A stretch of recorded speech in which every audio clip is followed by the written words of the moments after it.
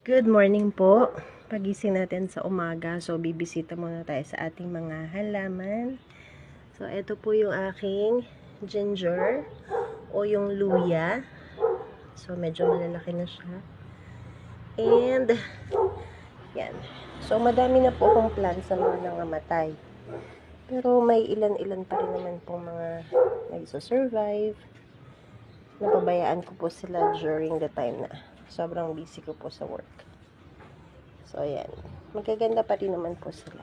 Pero, ang dami na pong nawala dyan. So, ayan. Ito. Madali siyang buhayin.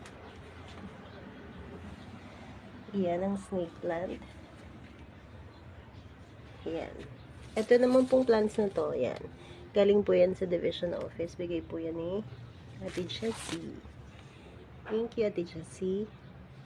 So, ayan. So, buhay pa rin naman po ang ating rubber plant. Kaya lang talagang sobrang laki na po niya. Wala po akong time na ilipat siya ng paso. Pero dapat po talaga na ilipat na siya kasi kumbaga hindi na nasusustain ang kanyang paso. Ang needs niya. Dahil yan, lumalabas na po yung mga ugat niya. Ayan. So, the rest po ng mga halaman ay nag-give up na. Okay.